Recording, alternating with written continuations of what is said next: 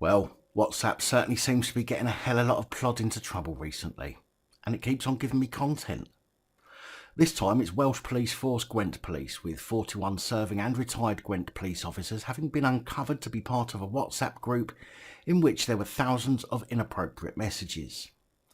The WhatsApp group was discovered quite by chance after a Gwent police constable who had been on the force for 26 years killed himself in January 2020.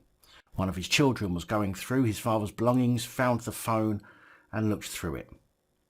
And he found the WhatsApp group with the messages.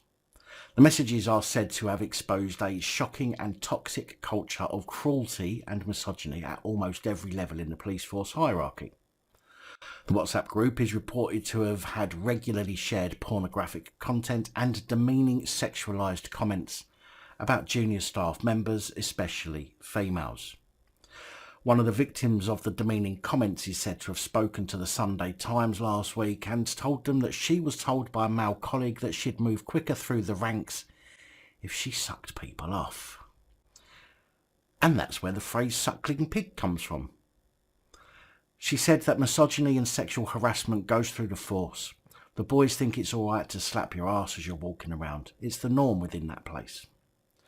Along with the sexist and derogatory comments and pornography, it's revealed that others from Gwent Police were more than willing to leak sensitive police material, solicit corruption and incriminate other officers in the group chats.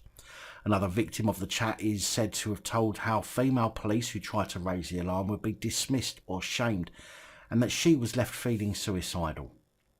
One police officer reportedly sent images of the Grenfell Tower on fire, titled The Great Muslim Bake-Off. Gwent Police Chief Constable Pam Kelly has said that Wiltshire Police are in the midst of an independent investigation into the contents of the messages that were found on the mobile phone and on a second device, a tablet. Although I wouldn't trust Wiltshire Police to organise a piss-up in a brewery on taxpayers' money, especially with Assistant Chief Constable Mark Cooper on the payroll. He migrated over to Wiltshire in 2019 from Dorset Police and has been named in the reports on my other channel, the Independent Media Alliance, as being complicit in failings over a child abuse case. Pam Kelly of Gwent Police said, "The content we have been made aware of is abhorrent, and any officers identified by the investigation as having breached either professional standards or the criminal threshold will be held accountable. The content shared with us paints a picture of a toxic culture which does not represent the majority of our service." No, of course it doesn't. Not representing the majority of the force is a phrase right out of the police chief's get out of shit quick handbook 1001 bullshit lines to feed the media to save your ass. Available at no good bookshops. Especially when you consider that 3 of the top brass from that very police force were dismissed quite recently for sexual misconduct against a junior constable at a party for the outgoing chief constable.